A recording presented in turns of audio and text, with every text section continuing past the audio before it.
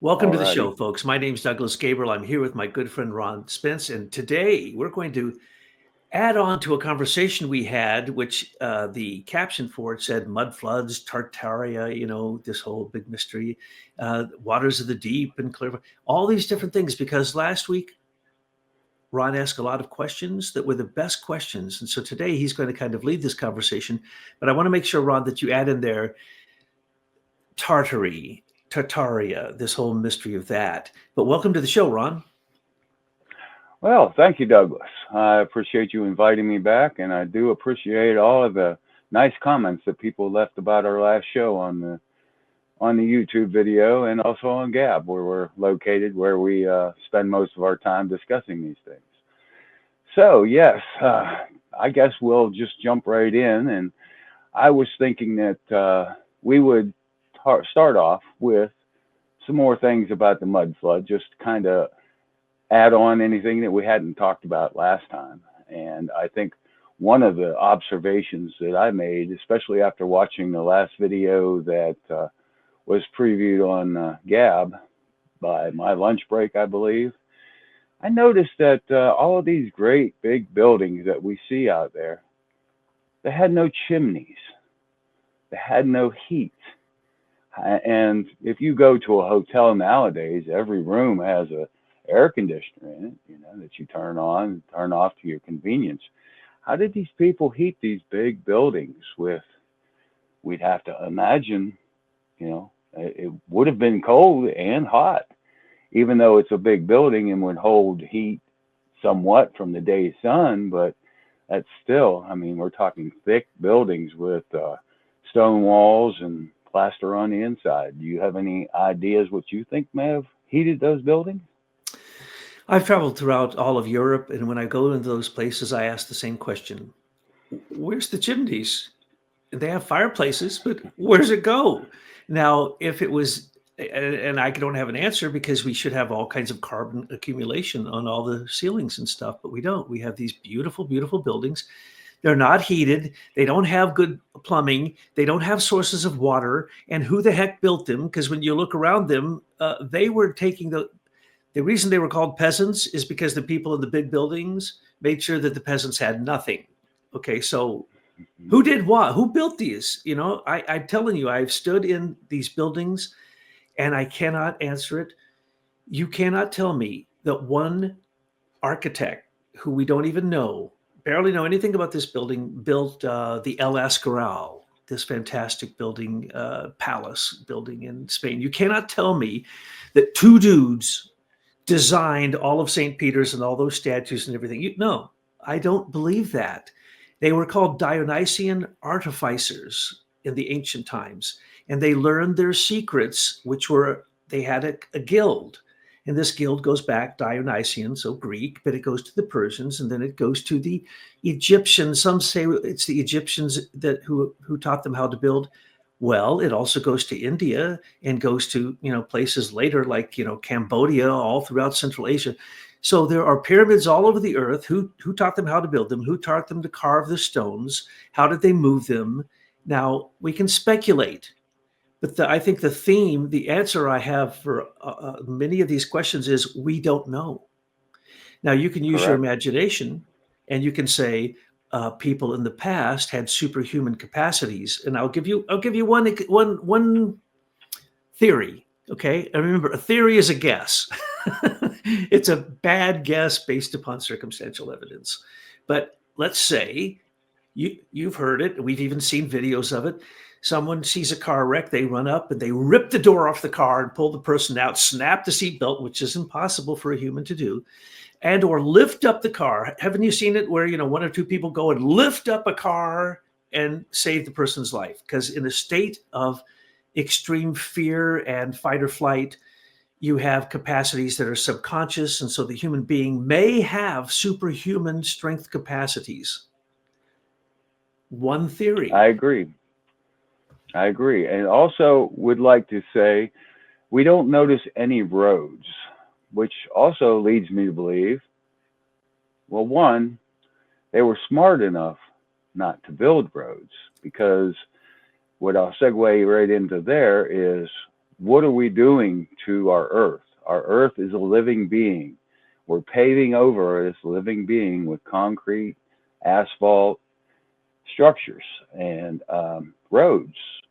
So that would be like, in essence, putting tar on top of yourself as a living being, and the earth can't absorb the sun there. It can't breathe through there because, like, our skin is our major organ. So I'm thinking that as the earth being a living being, they were aware of that fact that the earth had to breathe. And part of that breathing was, leaving. And of course, they traveled by air, so they wouldn't need roads. So we're back behind the Atlantic deluge again, Atlantean deluge, where they didn't need roads anymore. We're 200,000 years of civilization at that time. They had to have progressed to that. Plus, they were connected to spirit. Spirit wouldn't let them contaminate the earth like that with trashy buildings and potholed roads, the situation we have nowadays. Anything you'd like to comment on that? Your questions are so good. I have like 1,000 directions. And luckily today, you're the first person who's been able to come up with a mechanism to control me from going into the weeds and or to get a word in edgewise. So if you see some of these devices coming out during this talk, those are pre-approved because you ask these questions and I'm like, oh, I can answer that, but it'll take like 14 hours of talking as fast as I can to make sure that So yes, the Atlanteans had anti-gravitational capacities. First off, because the air and the water were still so mixed that they were practically one. This is also true of the Neolithic builders. They still had an understanding of what water could do, and so they cut their stones with water. How did they move them? Well, if you take a boat, they moved them in boats. We have this. What's right next to the Great Pyramid? The boats that sail into heaven, but there's also the boats that built them. And what you're saying is so true. You look at all these buildings, you go, where are the roads? How come? No, they would have first had to build the roads to bring in the rocks, or they would have been in a big mud hole every time they brought in these gigantic stones that they were building these gigantic things with. So all of the missing pieces are there in front of you. If you take a look, they're just not there. But okay, how did they do it in the Atlantis? They accelerated the growth of seeds. In other words, what makes a seed grow? Sunlight, air, and water. So they simply used the basic elements to do things that we can't understand. The guy who built Coral Castle said he did it with water and wood wedges. And people have gone to Egypt and taken a little channel, they put it on a piece of stone, and then they run it down the stone until the water over a long period of time carves into the stone. And then they put wood wedges that they've soaked in water, and soaking them in water and letting them dry causes it to crack the stone, and the stone cracks perfectly. Nothing cut except the incursion areas for the wood wedges. And these little streams that first tell it where to break, right? That's what you do. You score something and then you can break it, okay? So there's 1,000 things they did. But look, this is how it happened. You want to know how they built the Great Pyramids? Exactly what I'm telling you, plus they did the following. Your brain in your head weighs about 20 pounds or more, depending how fat your head is. I got a nice fat head up here, so I got, a lot of weight up there. And it's the water of the cerebral spinal fluid that causes it to displace 2/3 of its weight. Same happens with the stone suspended in water, doesn't it? And so what happens, the ultimate weight that is carried by what is suspending the big ass stone in the water inside of a container, and all have its layers of water. And then it gets in a boat and they go down. And remember, they show that all these things were surrounded by water. The giant pyramids were look at Cambodia, look at Angkor Wat, perfect example. There's reflection pools. There's pools around all of it. Water was used. That's how they did it. That was the same thing with Atlantis. When they draw pictures of Atlantis, given, by descriptions of the ancients, what do they say? It's a bunch of concentric circles that all have waterways, incredible canals. Okay. So they took it up, and then they built these things up because they simply carried it up with water. Okay. So when we want to think that it's, levitation, well, sure, the Tibetans can levitate. I was taught to levitate. That's like incidental. Okay. You take a certain seed syllable, you put it each of your chakras, and that's it. You levitate. We're going to come back out of the weeds there, and we're going to try not to rehash a lot of the stuff we were in the last time. Clearly, when we look at the old maps, we see things called Tartaria and issues or land masses that really depict things that were castles, and we're assuming that when they built printed these maps that they were accurate. They would be required to be accurate. So with that in mind, and we look at Tartaria, could we assume that these human beings that were back then were much bigger? Some would say giants, because of the way these buildings were built, with the high doors, the high ceilings. Have we digressed from a huge standing as a giant to where we are now as a 6 foot tall human being? Would that be part of the scenario that we could look back through history and see that, I guess it would be a devolvement, and to look forward in the future and actually see that we may end up being smaller and smaller and smaller as time goes by? Great question. I'm so glad you brought this up. You better get your twig out, because as I'm trying to answer this, it's going to get it to be a wild ride. Okay. There's no doubt giant humans have existed. We have so many of their skeletons. Anyone who thinks otherwise hasn't done any research on it.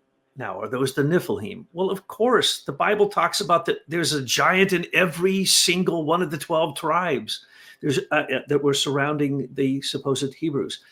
There were giants everywhere in the Levant. There's giants in South America. There's giants. And there's also little people, aren't there? Little aboriginal people, little hobbits. And so Tolkien describes it as giants and hobbits, or trolls and hobbits. All that's true. And we are going through such metamorphosis that the reason that we get the false stories of false maps is because people are trying to explain what they don't understand. And they can't comprehend, because they don't have that ancient clairvoyant telepathic ability to be able to know what is truth and what isn't. Now, some of the reasons that there's so much confusion is, in the past when these things were created, everybody knew it. Everybody knew the truth. There was no hiding it. Once anything before 3000 BC, everybody had a natural clairvoyance, so it was very hard to hide. They also had the Turanians. Okay, here I am jumping, sorry, but yes, to answer your question, there are giants. Yes, we will change. What are we going to turn into? Balls of plasma made of carbon, see-through, carbon 40, 60, 40, 50, 60, 70, 80. We're going to evolve, and we'll actually evolve into more of an ovoid, but we'll evolve into these plasma balls, plasmoids everybody sees. And plasma physics is the future, definitely the future that we're going towards. We will become that. So we go through lots of changes. If I told you what the good psychics say what we will look like in the future, you would laugh so hard. You would think I was insane. But anyway, we're going to transform. Okay. I'll tell you Okay, personally. we had a little internet. It's a little much. Oh, we're having a little glitch? Yeah, we had a little glitch there. We missed your last 2 sentences. Okay, so essentially, what you're saying is true. There are giants, there are dwarfs, and we are evolving into something that is so hard to explain. It's funny that it glitched out at the point that I'm trying to tell you a super secret thing. And if I tell you this on the phone when we chat, you're going to go, Doug, are you making this up? Because what we are going to become in the future is beyond what most people can imagine right now. So anyway, Tartaria. Okay, Tartaria. Now, I'm going to seem like I'm going in the weeds, but I'm not. What is a tartar steak? It's a raw piece of meat that you don't cook. Where did that idea come from? The Tartars, the invading Tartars. Remember? They're called invading Tartars, invading Huns, invading Mongols, invading Mongolians invading. There's 1,000 names for these people invading Turks, the Turkish people, the Uyghur people that went all the way to Finland. That's why the Finnish people speak the language of Eastern Siberia, because I'm going to try to explain to you why there's such a mystery around the question of anytime you say Tartar, Tartaria, or Tartary. Tartary was simply a name for Central Asia that goes all the way from the western side of the Caspian all the way to Eastern Siberia. Now, strangely enough, so did the Turkic people. Now, most people, if you're not a historian, and by the way, this stuff is argued about every day on the internet because of new discoveries. And so everything you're told about history, archaeology, and all that, don't carve any of that into stone, because they change it all the time. We were saying last time, they're finding buildings that are 200, 400, 300,000 years old now, with very intelligent structures and an intelligent culture. Well, that blows everything away that you've ever been told in any history of humanity. So the Tartars are the Turks. There's the Turkish Khanganates. At one point, and hardly anyone knows this, but all the way from what we know as Turkey, but just a bit north of that, Transcaucasian, west of the Caspian, what people call Khazar and the Khazarians. The Khazarians are the last of the Turkic nation, and that's called the Western Khanganate of the Turkish people, Khazaria and Uzbekistan. And these people who then we say ruled the world through the Khazarian mafia or became Hebrews at a certain point. No, they didn't. They did so that they could use their coinage. And so there's a lot of truth in all of this that people say, but until you see the full picture. So the Turks got defeated from the east coming to the west until they were pushed all the way down just into what we call Turkey today. But nobody really wants to talk about the fact, who are those Turks? So they'll call them everything that I'm going to list here. And you can find scholarly articles saying that they're all Scythians. That's who I say they are. But that's because we know who Scythianus was, and we know the whole history of Scythianus through the Steiner. So they are Turkic, Chinese, Persian, what they used to call Aryan, Mongol, Chinese, and about a half a dozen other different cultures. Now, here's the problem: the distinction between a race and a culture. So people want to say there was a race of the Tartars, but they don't want to talk about the Tartars who put their meat underneath their saddle as they invaded Europe and hammered on it, riding all day on these little Mongolian horses, where all horses come from, hammering the meat until it was cooked. And at the end of the day, after they'd rape and pillage the next village, they'd eat the Tartar steak. Okay, these are just, we have these things in our language. We have no idea where they came from. When you ask somebody who lives in Turkey, they're going to tell you, oh, a bunch of Muslims, some Arabs. Well, yes, but the Arabs is one of the last incursions. So Tartar is a place where all of these cultures mixed. Lemurian migrations, Atlantean migrations from the south, Atlantean migrations from the west going east, and then it went all the way to the east, and then it came all the way back. That's why you have Eastern Siberian languages. In Finland, they went all the way to the east and came all the way back. Is there a history of this? No, those people didn't write anything down. It was an oral tradition, but they invented the horse. They invented most of the vegetables and fruits that we eat. They invented the bow, but also the compound bow. They invented chariots and the wheels. They bred the horses that we use today. They bred the cattle we use today, and yet nobody really wants to give them credit. They'll finally drop it back into the lap of Zoroaster in ancient Persia. And then they'll say, well, yeah, okay, that's Indo-Aryan, so really the Persians came from the Indians. Well, who did the Hindu people come from in the Indus Valley? All of a sudden, they just cropped up as a culture. And you want to talk about a mud flood?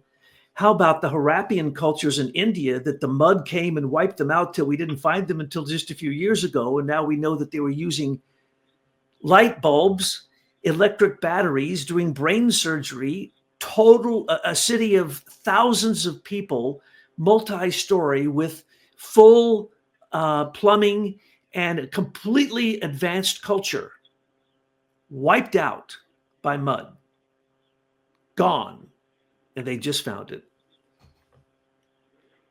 Okay.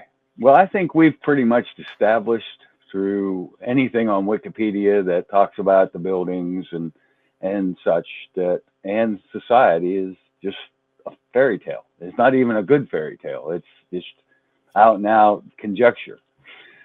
So, is there anything else that I have no more questions about the mud flood? I think we've kind of beat this to death, but if you have anything else to say towards it, I would like to change the subject just a little bit to, all righty. So our recent key topic of conversation happens to be the autism. And I found that very, very interesting. So I want to segue into this, starting with the Mayan and Incan Empire. Rudolf Steiner talks about the Mayan and Incan empires, and they talk about the black magic that existed there. The black magic to where they would take people, bend them over a stone, and gut them. They'd take their innards out over top of this stone. And every time they would do this, they would move up in the rank of the initiation. What I'm curious about is at one point, we had only the initiates knew the secrets. These secrets have been with the initiates forever. Now we know the secrets of the initiations. That's through Rudolf Steiner bringing them out, and Andy Besant and others have brought these secrets out to us. Could they still be people that are working these same black magic rituals? We've went so far as to discover pretty much who's in control of all of the chaos going on in our country right now. The Pilgrim Society that we've discovered, and we'll have a little slide come up for that, and you'll be able to take a look at it and see how far we've carried back our history. But now that you brought up this autism thing, well, there's a passage I would like to read that's in Collected Works number 88, and it has something to do with, well, let me just read it. Incarnation on Earth, we human beings were equipped with a gift of 7 such virtues. After millions of years, we will have completed our earthly pilgrimage, and these gifts will have been developed into virtues. We will then be able to make use of these abilities in a future planetary evolution. There are 4 lower virtues: justice, equity, abstinence from judgment, courage, prudence, and wisdom. And prudence and wisdom sum it all up. The virtue allows us to pass judgment on our earthly conditions, and it is in that way we take hold of ourselves in the flow of earthly events through inner work required to achieve these abilities we acquire. The power that allows us to engage in the world with leadership and strength, the 3 higher virtues are faith, hope, and love. That is our mission here on Earth, to develop these virtues. They know the same thing we know, these initiates, these black magicians.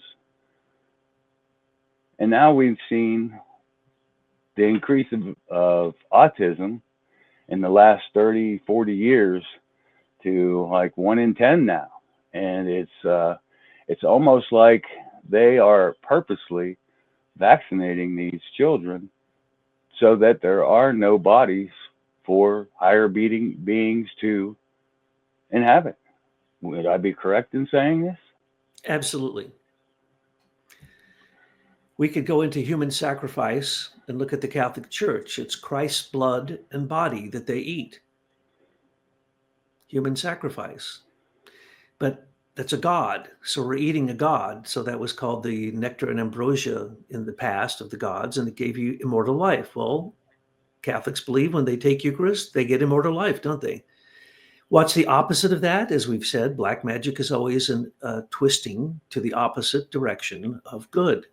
So, yes, the seven virtues are the moral development we need to develop the petals in our chakras, but also just in general, let's just talk about virtues are moral gifts of the divine. They called them gifts, as he says. And of course, wisdom and prudence. Prudence is like the key to wisdom. If you hold still for a while, don't worry, your judgment may change to something new because you had the wisdom to think about it a while. Wisdom is really the one. That's Sophia. So in our book, The Gospel of Sophia, we have the Temple of Wisdom, which is built upon the seven columns of virtue. And we go into each of those virtues and also describe how you antidote the seven deadly sins.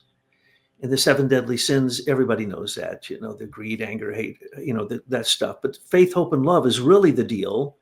So the seven are the planets, and the faith, hope, and love are the Holy Trinity. So in your capacities, faith, hope, and love, yes, but in your actions, the virtues. So the people who cut out people's parts of their body, Rudolf Steiner says black magic is first to develop the ABCs, he calls it, the beginning stages of black magic, are to cut from the human body specific organs with specific intentions. And that's happening today to how many, I forget the number, but let's just say tens of millions of children are cut out of the womb. And when they do that, that's black magic. When the bankers create wars and give money to both sides to have the war, the Ukrainian war on both sides is black magic. And those leaders are cutting up people, their human sacrifice, for their own personal intentions. As we know, Zelensky is a fraud, and everything that either any of those leaders say, including our own leaders, certainly in the last 4 years, are lies, and they're simply ways to make human sacrifice now. This still goes on to this day. Let me mention one more thing. I don't mean to poke at the Christians.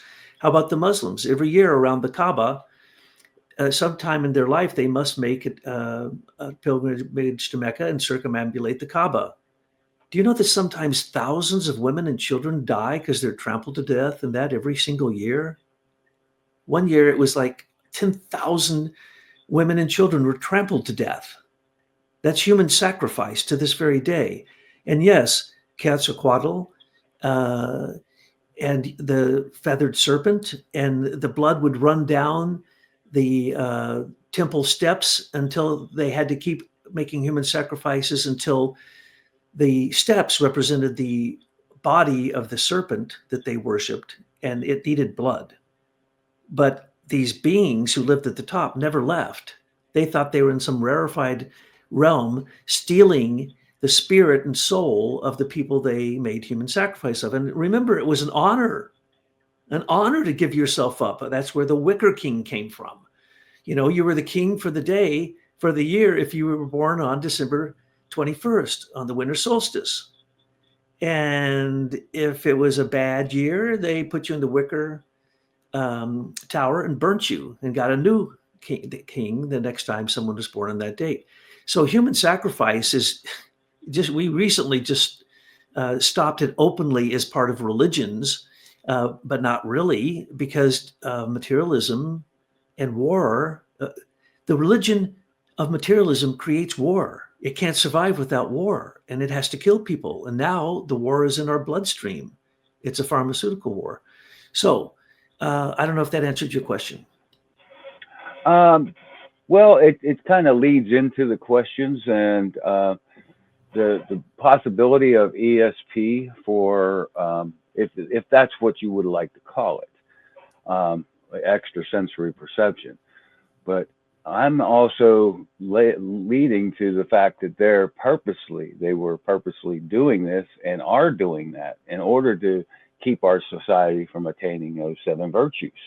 They keep the division, they keep the harm, the wars, and I'm just curious. I mean, I don't give Klaus Schwab and some of them pilgrims enough brain power to actually do this. I mean, I'm thinking there's people that we don't even know their names that are really controlling things. And I hate to say that. I mean, I know we've done a lot of research, but I still, there's been many of past people that have alluded to, there's people out there that you don't know their names that actually can, orchestrate these things. And so anyway, that was where I was leading with that. And then from the same venue. Can we go back? Because I yes, go. Please. I didn't answer your question, and you're absolutely right. There are the hidden chiefs for the good and the bad. And the bad hidden chiefs hide themselves behind overt propaganda. Cecil Rhodes' round table with 3 Rothschilds on it in the Catholic Church, and he decided to continue to rule the world. Who knows that? So they're hidden, but they weren't hidden. Now, I think you are also headed to the fact that these people, they're not smart enough to do it, and you're right. They followed the demon teachings from ancient Babylon when they turned gods into demons and demons into gods. That's what happened in Babylon. And that's when demon worship was started, and that's when banking and money was started. And what drives these people is the same demon of mammon, the money of the deadly sin of greed, and also their lust, and also their jealousy and their hatred. In the end, they have to hate these people they're killing. So they follow the road of perdition straight to hell. Now, for clairvoyance and what we were talking about before, how did the ancients have these capacities? Very simple. This has been known since the 70s, and no one wants to pay any attention to it. Julian Jayne wrote the, what's the exact words? The Origins, I always forget that. The Origins of Consciousness and the Breakdown of the Bicameral Mind. Terrible title. That is not the origins of consciousness, because he's basically saying modern consciousness. Before, there was a clairvoyant consciousness that had capacities to the natural forces that human beings were aligned with, and those were the Turanians, or the 5th migration off of Atlantis, Rudolf Steiner said, started black magic, and also the Turanians in Egypt, and in Babylon.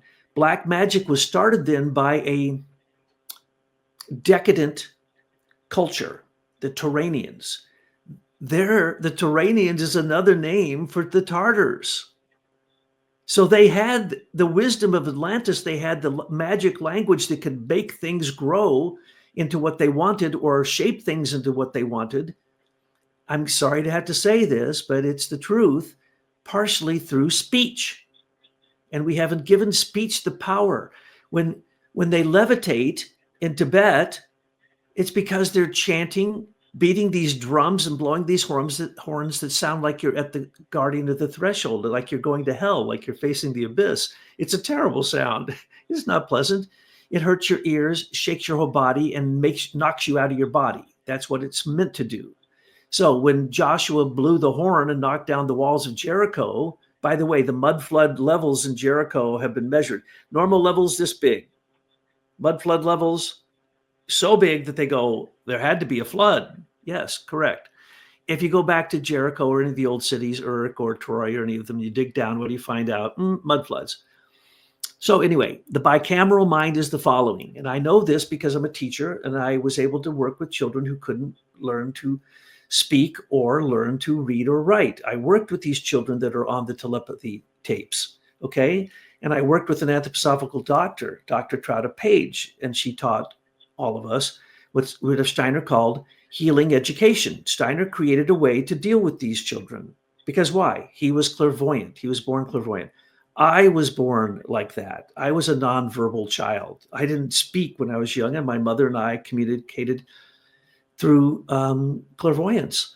And that went on all my life till she died.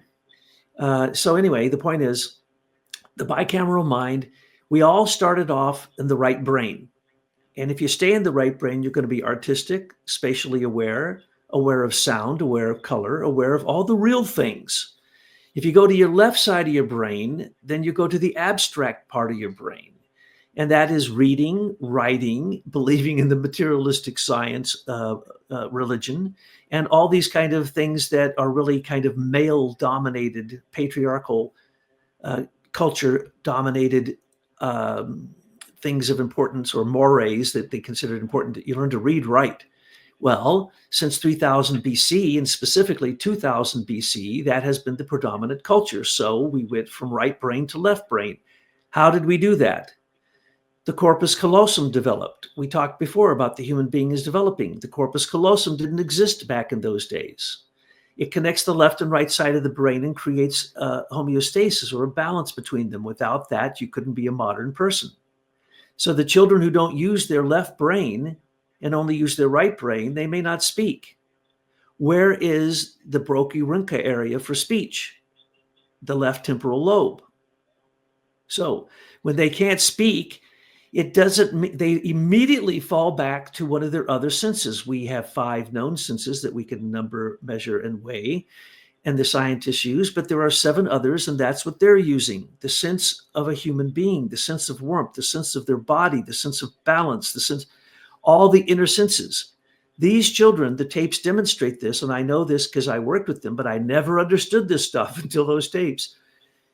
They don't think they have a body. Now, I realize this because I was clairvoyant with them, and I had to work with them. I was a teacher in a school with 120 of these children, and they were hard to teach, let me tell you, and it'd wear you out. But I finally learned, never look them in the face, never look at them. You want to talk to a really severely nonverbal autistic child, look into the furthest corner of the room, because that's where they are. They're in their environment. And what do they all want to do? Go out in nature, to go on top of a hill. And that's where they say they meet at night, on the hill. That's where I've been meeting all the people like me, my group soul. I didn't know they were part of my group soul. I now realize they were. So I'm waking up just now, 70 years old, to the fact that in my dreams, I've been meeting these children all this time. Now, I've helped these children a lot, especially locked up children who had these disorders. So everybody's clairvoyant if you can turn off your left side of your brain. If you have aphasia and the left side of your brain is damaged, my teacher, Werner Glass, got his PhD on how to teach people to speak after they've had brain damage called aphasia, where the left side of the brain is damaged. And so through doing gestures and movement and the limbs of your body, remember, strength and power, we have infinite strength and power through our body. Through our body, we reteach the side of the brain to speak that all the brain doctors say no, can't be done. So Werner Glass was the person who helped pioneer that.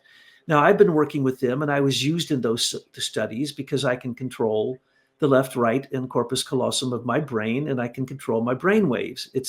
I don't know. It's just something I've been doing all my life. I never thought it was any big deal. I thought everybody did it. So anyway, I've been part of that. So Julian Jane was right.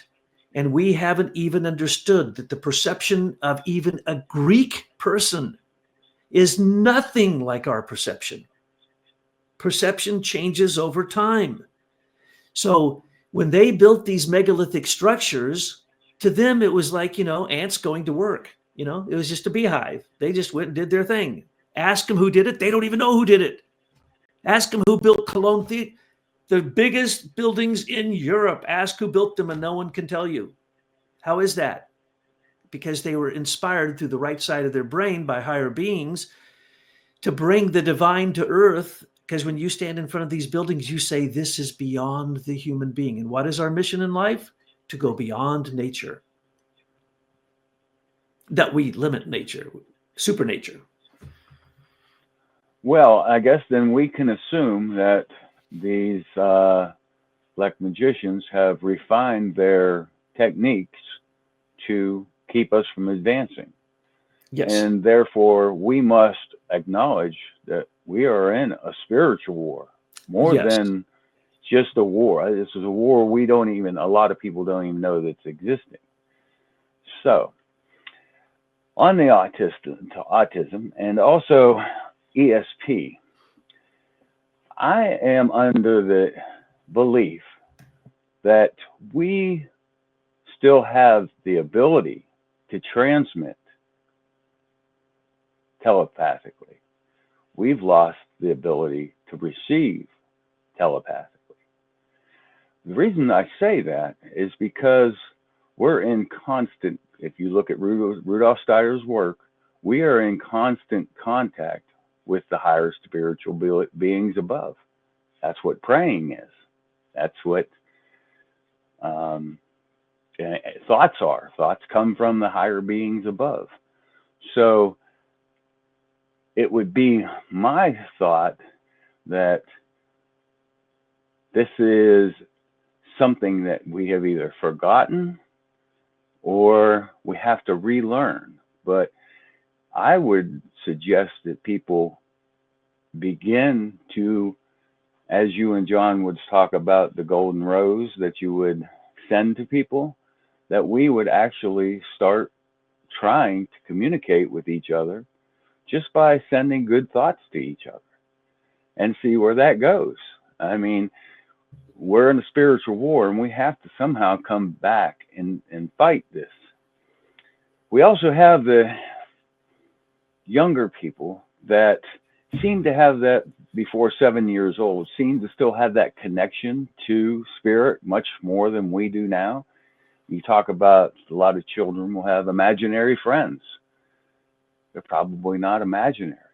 They're probably real friends, at least in their minds, you know. So if you'd like to elaborate on that a little bit, that would be great. Children who are having problem learning are usually homolateral. So there's a book called Unicorns Are Real. And you can study, I'm certified in this, called educational kinesiology, and you can muscle test them because your muscles know more than you do. That's been proven by the Heart Math Institute. They do random pictures they put up before somebody, and they can teach them to predict what the picture is going to be, and it's random. Now, how can that be? They're not reading anything; they are knowing.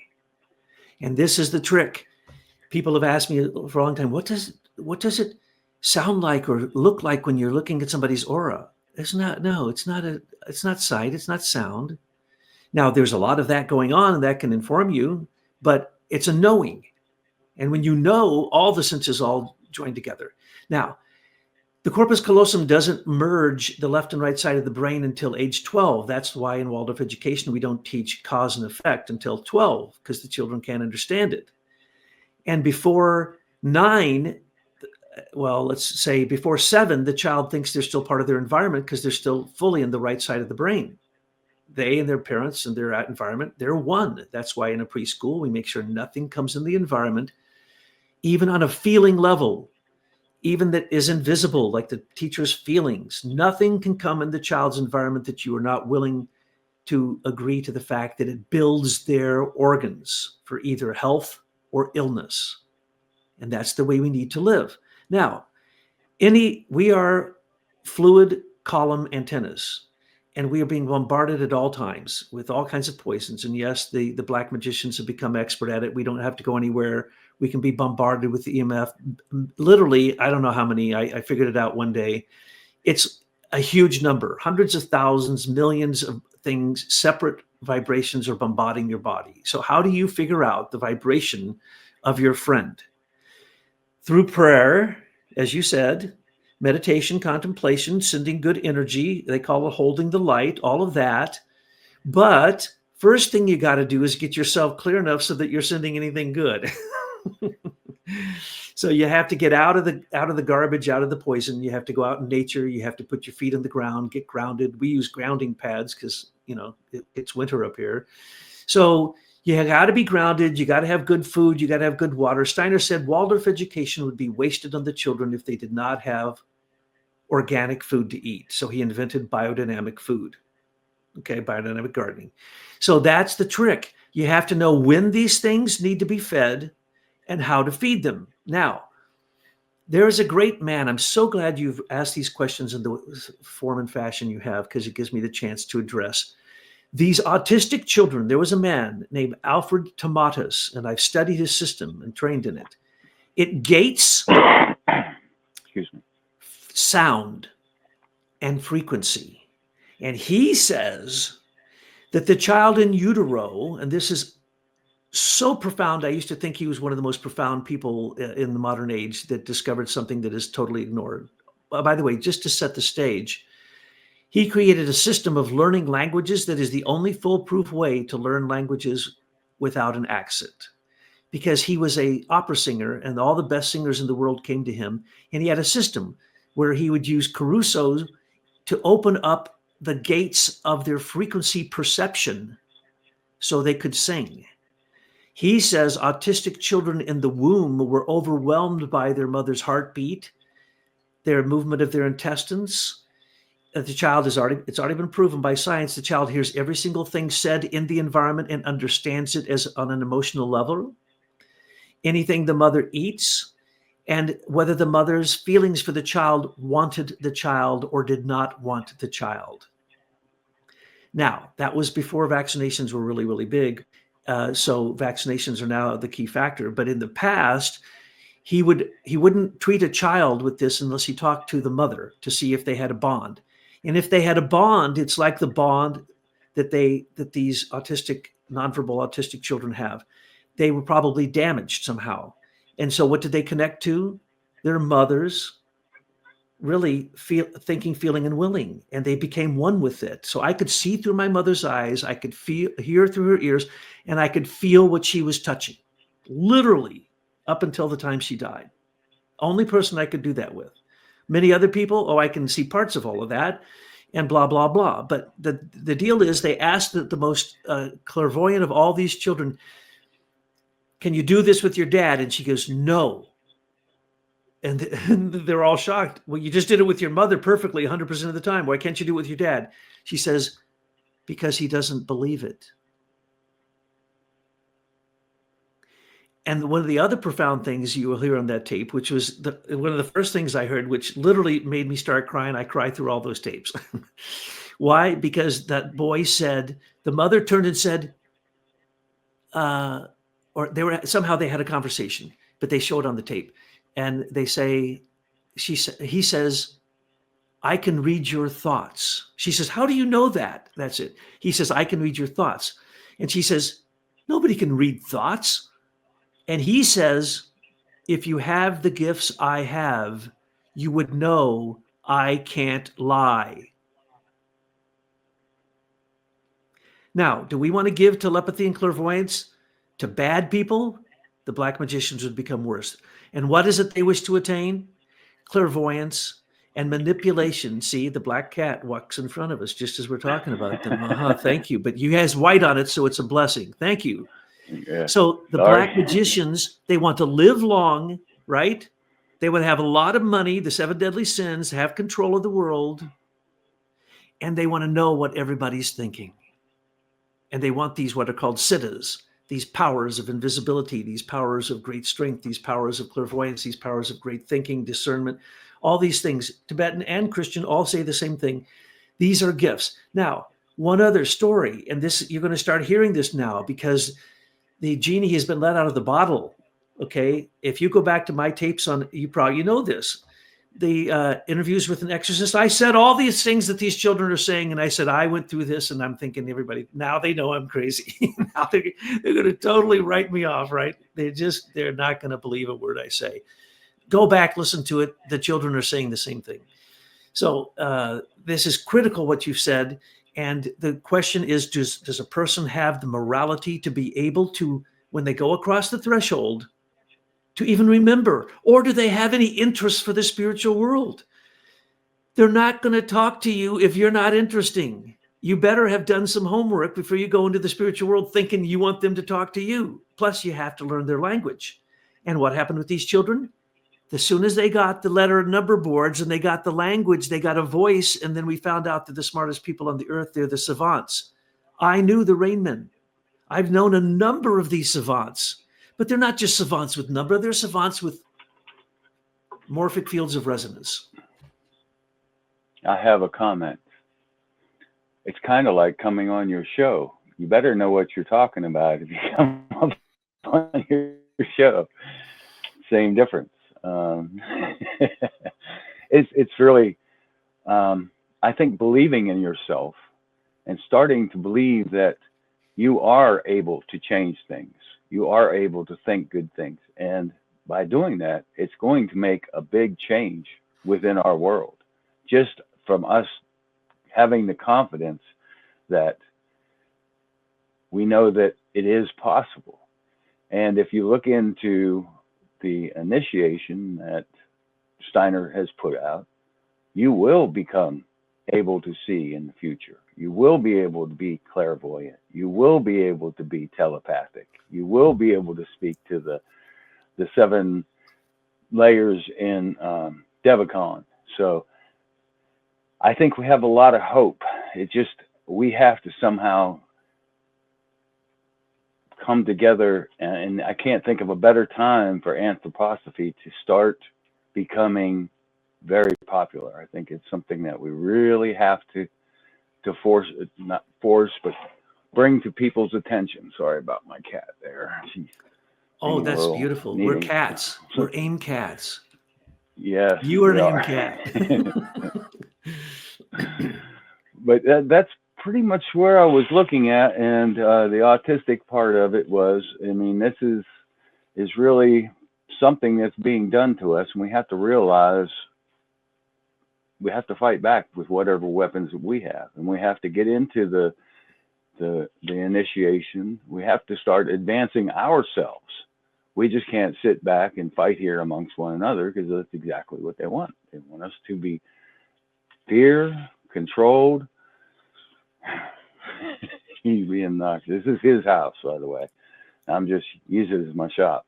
I'm glad Bastet has joined us, the goddess of cats. Thank you. Okay, but that was pretty much where I was going with that.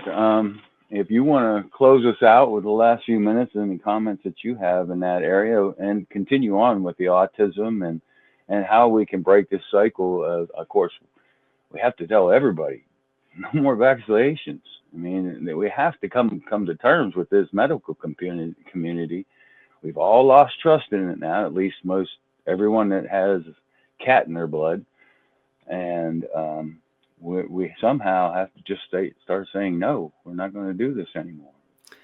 And that Absolutely. Is one of my next adventures, is to start studying into the medicines that Steiner has recommended, and how we can actually, I like that one part in my lunch break in his last video where it showed in 1941, they got rid of all the allopathic doctors. They got rid of all of the, all of their remedies and everything. You can no longer be that. That's when they seized the American Medical Association. That's spiritual war. It really is. They may think they're doing it just to increase their pockets, but they don't know who's behind them that's actually doing this to the humans. We have to recognize this, and we have to get it out to everybody out there, To you.